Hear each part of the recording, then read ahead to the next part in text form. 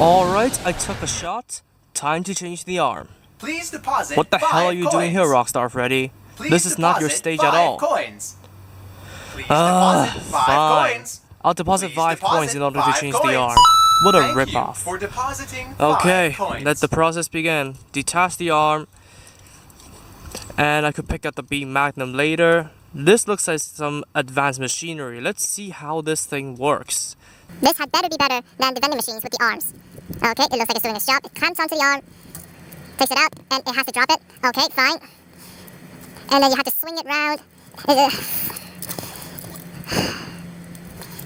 That's it, arm switched. It is faster to just switch the arm instead of using the mechanics. What a ripoff, Rockstar Freddy. What is going on, guys? MJ2005 Gundam here, and today I'm going to be reviewing the high-grade silver bullet suppressor from Gundam Narrative. Now this thing is just a blacked out version of the silver bullet suppressor with a very menacing head, some changes on the bottom over here, for example, the more Gundam-esque feet, and also the change in the backpack. Instead of the incoms and missile pods, we have this mechanic. Now don't mind this thing because I did a oopsies since I lost one of the regular holding hands, so I switched it for one of the spare ones and then left the open trigger finger hand in there because the peg of the trigger finger hand was starting to stress. But anyways, this here does look pretty good, but the offset kneecaps do irritate me a bit, but that's just a bit of the design and it's just not my cup of tea. But every single thing over here does match up with the line art. In the movie, we didn't have a closer look at the silver bullet suppressor because it was literally on for half a minute. But now that we have a closer look, we could see just all the details of it. And yeah, it does check all the boxes of the line arts, and especially I really like the head. Except for the radio antennas on top, you do have a menacing face with the red eyes, and I do like it very much. And every single thing over here is just basically carried over from the Doven Wolf and the regular silver bullet, so not many details to talk about. But it is just a color change and a feet change, and basically that is about it. Now the build itself is alright. There aren't really too many visible seam lines over here. This thing just basically looks good right out of the box. Now for stickers, you have the eyes, you have the purple trim over here. You in total have 4. You have the black ones on the shins, and then you have the purple trims over here. And then you do have the purple blocks over here. Oh yeah, also here you have the white stickers over here. Now these you do need to fold over multiple surfaces, so I would recommend painting these in, but for the trims and stuff, they fit the shape perfectly, so you could just straight up use the stickers. So yeah, that's it. Just color correcting and just detailing stickers, nothing really too bad. But yeah, the stickers are alright. For articulation, it's basically the silver bullet / Doven Wolf articulation, but with one simple change I'm gonna touch upon later. So the head is on a ball joint and the neck joint. Despite it using a new neck joint, is basically the same as the old silver bullet. And then the arms, the shoulder armor is separate. They can move out on a hinge right here. And then we move that out of the way. And then the arms, they can still rotate along with the shoulder. The shoulder tends to come loose, so be careful.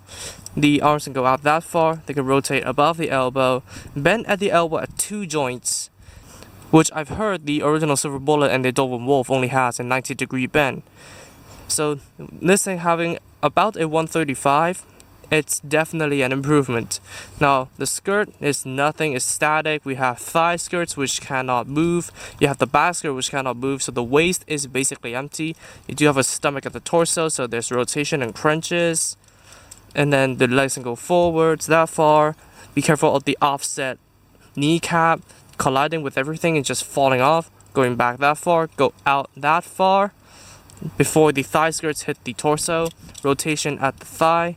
A double jointed knee, but this is carried over from the original silver bullet, so you can only get a 90. And then, well, that thing fell off.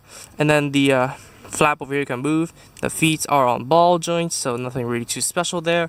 And I should talk about the mechanism over here because you do have an articulation at the base. You have a rod over there, and then you can basically shift it in and out. And then this piece right here, you could flip the clamp in and out, and then the rectangular prism over here act as a bar so that it could shift from side to side. And the boosters over here can rotate at the base, and then they have moving side pieces. So that's all the articulation on the Silver Bullet suppressor. Now the arms are definitely an improvement, but the lack of the lower body articulation carried over from the previous kits basically means it cannot really effectively do a kneading pose. Now before we talk about the accessories, I want to cover the vending machine gimmick first. So let me take off this arm right here. So in the vending machine over here, we do have 3 fake arms and 1 real arm. The 3 fake arms are not completely unusable because you could take them out and then plug it onto the clamp on the right arm over here. Although they are static, they do not have any articulation, you cannot switch out the hands for anything.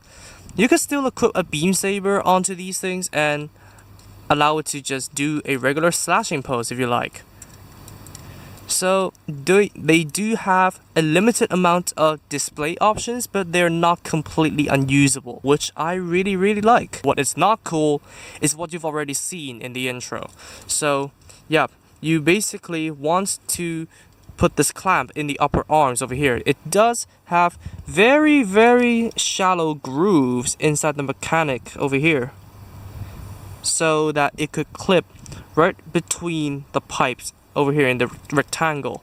So basically what you want to do is to attempt to clamp it in there, but since the arms are so tightly fit into the thruster housing mechanic over here, it is impossible for this thing to tear it off without just flinging it around.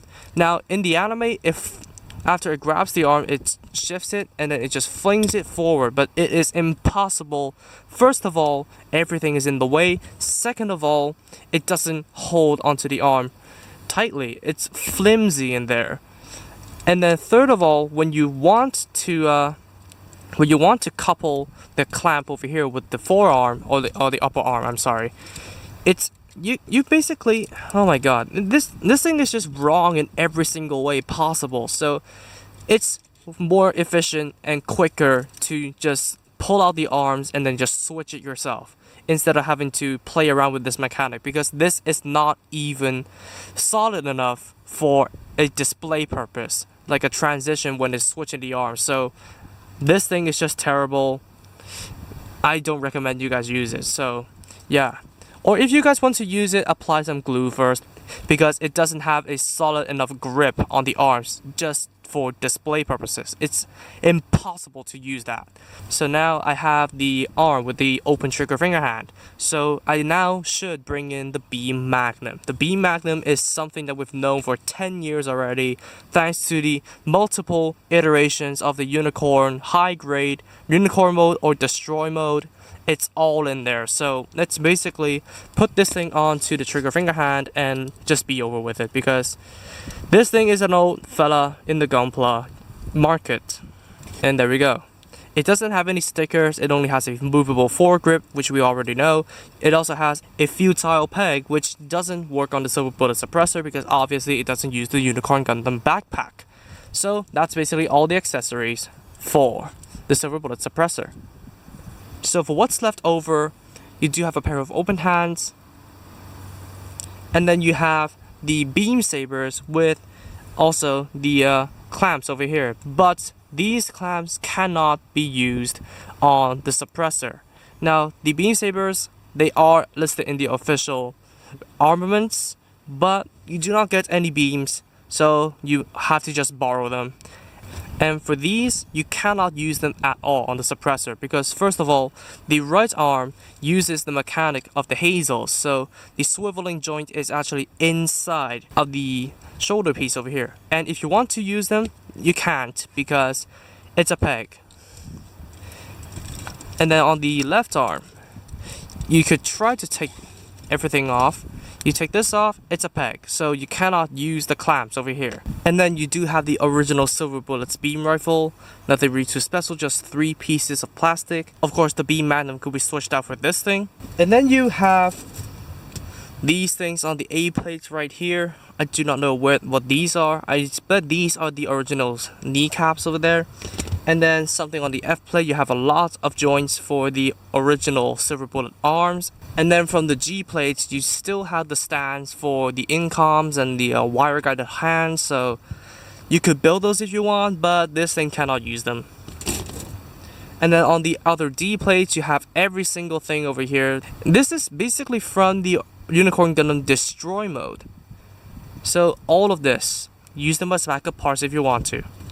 And then the other D plates from the Dolphin Wolf, you have the original shoulders, and you have the original upper arms, and the original side binders for the legs. And then finally from the E1 plates, you have the leftover pieces of the shield from the Silver Bullet. And then I think these are arms, I'm not sure. And then you have the original feet. So quite a few leftover parts.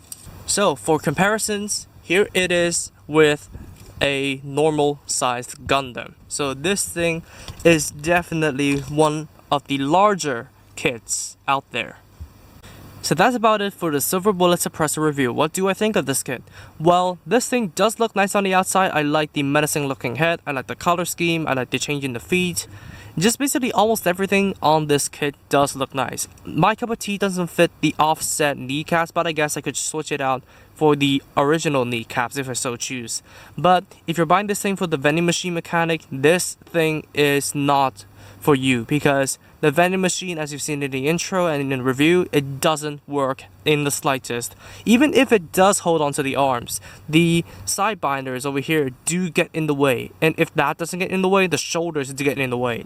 Basically everything on this kit gets in the way of a smooth and swift change in the arms. It's basically faster to change the arms yourself than to use the vending machine mechanics implemented into the kit. And also the poor articulation on the lower body. As you can see, I'm using the no names adapter to prop it up for a kneeling shooting pose. So the poor articulation on the lower body and the failure of implementing a good vending machine is basically the downfalls of this kit. I don't even care about the false arms anymore, because the false arms can be used for certain display options as well, so they're not completely useless. But what's completely useless, as I said, is the vending machine mechanics. So if you're buying it for that, don't bother. But if you're buying it for the looks in general, then it's all up to you. So that's it for me. Thank you all so much for watching this video. If you did like it, please be sure to drop a like, comment, and also subscribe for more Gunpla reviews, Gunpla news, and all that kind of stuff. Subscribe to the featured channels on my channel page if you haven't, and I'll see you all in the next review. Peace out, guys. Bye bye.